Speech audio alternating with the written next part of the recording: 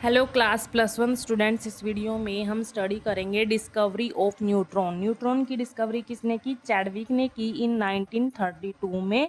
तो उससे पहले क्या किया, मोज़ले साइंटिस्ट हैं, उन्होंने एक एक्सपेरिमेंट परफॉर्म किया न्यूट्रॉन की डिस्कवरी से पहले।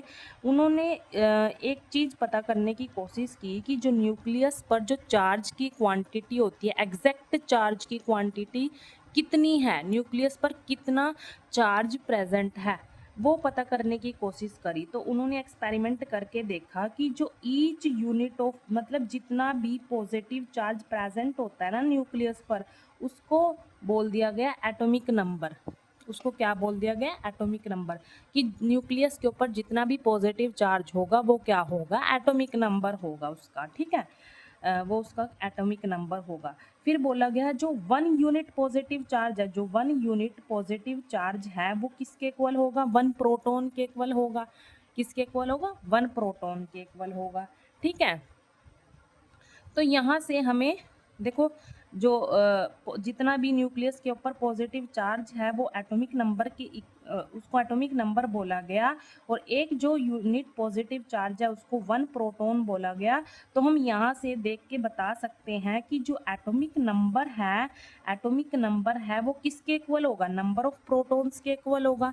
मतलब न्यूक्लियस पर जितने प्रोटॉन होंगे, न्यूक्लियस में जितने नंबर ऑफ प्रोटॉन्स होंगे वो ही उसका क्या होगा? एटॉमिक नंबर होगा।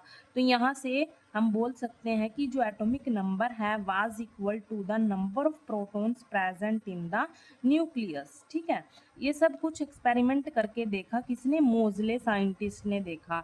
तो मोज़ले ने बताया कि जितने भी न्यूक्लियस पर प्रोटॉन होंगे वो उसका एटॉमिक नंबर होगा। ठीक है, उसके बाद यहाँ पर उसके बाद देखा गया कि जो ईच प्रोटॉन है, मतलब ईच प्रोटॉन है उस पे जो चार्ज होगा वो कितना होगा? 1 यूनिट होगा। कितना होगा? 1 यूनिट होगा। ईच प्रोटॉन पे जो चार्ज होगा वो कितना होगा? मतलब 1 प्रोटॉन पे 1 यूनिट होगा। ठीक है, 1 यूनिट होगा।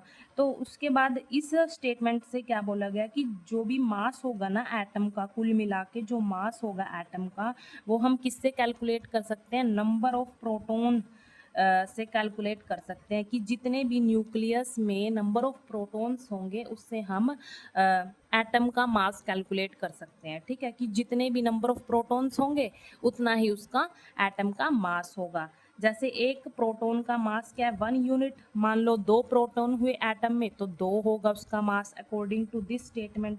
ठीक है, तो ऐसे for any element except hydrogen को छोड़ के this mass was found to be much less than that the actual mass of the atom.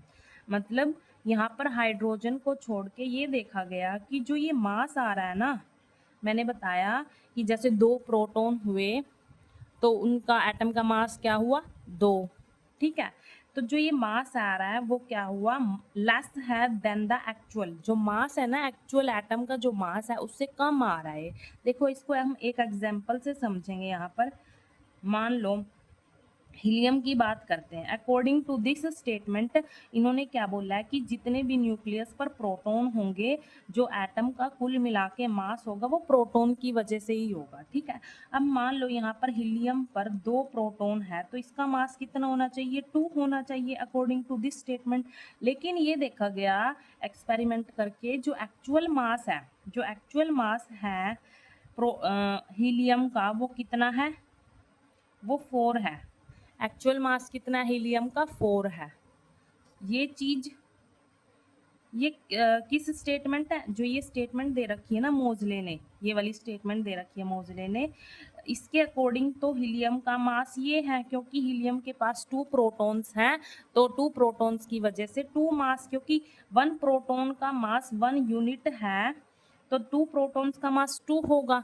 इस स्टेटमेंट की वजह से तो हीलियम का मास ये है, लेकिन जो एक्चुअल मास है हीलियम का वो 4 है।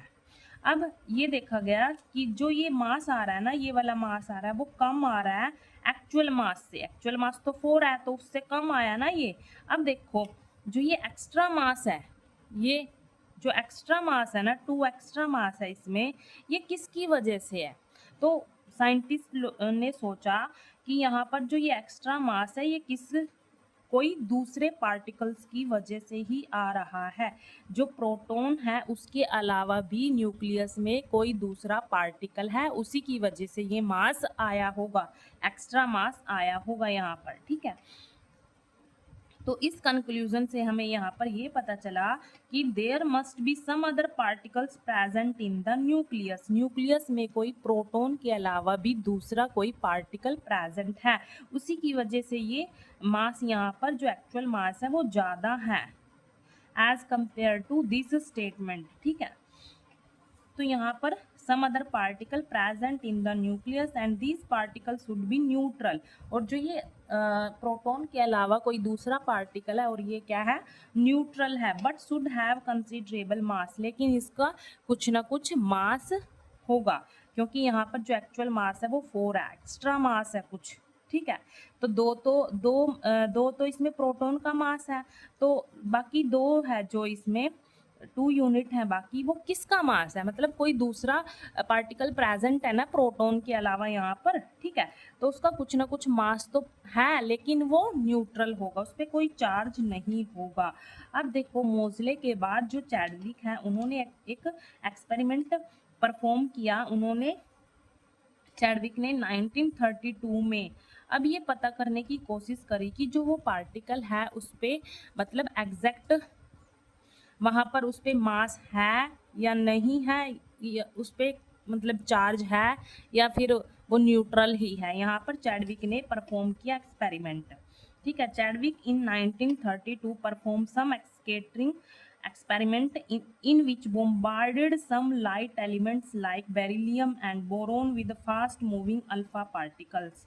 चैडविक ने क्या किया, इन 1932 में पता करने की कोशिश करी कि जो ये एक्स्ट्रा मास आ रहा है ये किस पार्टिकल की वजह से आ रहा है, ऐसा कौन सा पार्टिकल है, ठीक है। तो उसने पार्टिकल को डिस्कवर किया यहाँ पर, उसके लिए उसने एक्सपेरिमेंट किया, स्कैटरिंग एक्सपेरिमेंट किया। यहाँ पर देखो, यहाँ पर उसने क्या किया, अल्फा पार्टिकल सोर्स है ये वाला, ठीक है। तो अल्फा पार्टिकल इसमें से एमिट हो रहे हैं, अल्फा पार्टिकल ये एमिट हो रहे हैं। इन अल्फा पार्टिकल को बेरिलियम या लिथियम, ठीक है, ऐसी सीट पर क्या कराया, बोम्बार्ड कराया। तो देखा गया कि जो यहाँ पर ये बेरिलियम के एटम है इनमें से क्या निकल रहा है, कुछ पार्टिकल्स निकल रहे हैं, न्यूट्रल पार्टिकल्स निकल रहे हैं, यहाँ पर जो रेडिएशन है ये किसकी है, मतलब कोई पार्टिकल है न्यूट्रल कैसे पता चला, यहाँ पर वो इलेक्ट्रिक फील्ड अप्लाई करके देख लो यहाँ पर कि जो पार्टिकल्स है ना तो पॉजिटिव की तरफ जा डिफ्लेक्ट हुए, जैसे यहाँ पर 2 प्लेट रख दी, एक पॉजिटिव एक नेगेटिव, ठीक है। तो किसी भी प्लेट की तरफ वो डिफ्लेक्ट नहीं हुए, वो सीधे पास हो रहे थे, वो सीधे जा रहे थे, ठीक है, डायरेक्ट जा रहे थे, वो किसी की तरफ डिफ्लेक्ट नहीं हुए। इसीलिए बोला गया कि ये न्यूट्रल पार्टिकल्स एमिट हो रहे हैं बेरिलियम की सीट में से, ठीक है। अब उसके बाद आगे फर्दर इस पार्टिकल्स के बारे में आगे फर्दर थोड़ा सा और स्टडी किया गया, और यहाँ पर उनके सामने क्या रख दी, पैराफिन वैक्स रख दी। वैक्स मतलब जैसे मोम, ठीक है, यहाँ पर नाम पैराफिन वैक्स है, तो ये वैक्स रख दी, इसमें भी फर्दर एटम्स तो होंगे ही वैक्स में भी, ठीक है। अब इसका मास चेक करने की कोशिश की गई कि कितना मास है, क्या मास है इसमें, ठीक है। अब यहाँ पर जो ये पार्टिकल्स हैं, न्यूट्रल पार्टिकल्स हैं, ये क्या कर रहे हैं, इस पैराफिन वैक्स से स्ट्राइक कर रहे हैं, ठीक है। अब इसमें जो एटम्स हैं, छोटे छोटे जो एटम्स हैं, इन एटम्स पर ये बोम्बार्ड कर रहे हैं, न्यूट्रल पार्टिकल इन एटम्स पर बोम्बार्ड कर रहे हैं। बोम्बार्ड करने से क्या हो रहा है, इन पार्टिकल में जो मतलब इन एटम में न्यूक्लियस के अंदर प्रोटॉन तो होगा ही, ठीक है, उससे क्या हो रहा है कि प्रोटॉन भी एमिट हुआ, प्रोटॉन एमिट हो रहा है। इन न्यूट्रल पार्टिकल की एटम के साथ बोम्बार्डमेंट की वजह से इन एटम में से प्रोटॉन एमिट हो गया। प्रोटॉन देख लो, एक हैवी पार्टिकल है, मतलब इलेक्ट्रॉन के कंपैरिजन में प्रोटॉन एक हैवी पार्टिकल है। देखो यहाँ से इस एटम में से प्रोटॉन एमिट हो गया, इसका मतलब जो ये न्यूट्रल पार्टिकल है ये इससे टकराया, मतलब ये भी कोई हैवी पार्टिकल है, ठीक है। देखो जैसे मान लो यहाँ पर कोई हैवी पार्टिकल है, ठीक है, और वो दूसरे इससे कम लाइट पार्टिकल से इसकी बॉम्बार्डमेंट होगी, इससे टकराएगा तो क्या होगा, ये मूव करने लगेगा, है ना। मतलब कोई हैवी चीज इससे टकराएगी तो वो चीज मूव करने लगेगी ना। तो यहाँ से यही पता चला इस पैराफिन वैक्स में जो एटम्स हैं, इन एटम्स पर जब इन न्यूट्रल पार्टिकल्स की बॉम्बार्डमेंट हुई तो यहाँ से प्रोटॉन एमिट हुए। क्या हुए, प्रोटॉन एमिट। तो इससे यही पता चला कि जो न्यूट्रल पार्टिकल है वो बहुत ही हैवी है, उनका कुछ ना कुछ मास है, तभी तो ये प्रोटॉन एमिट हुए ना, तभी तो प्रोटॉन निकल के बाहर आ गए।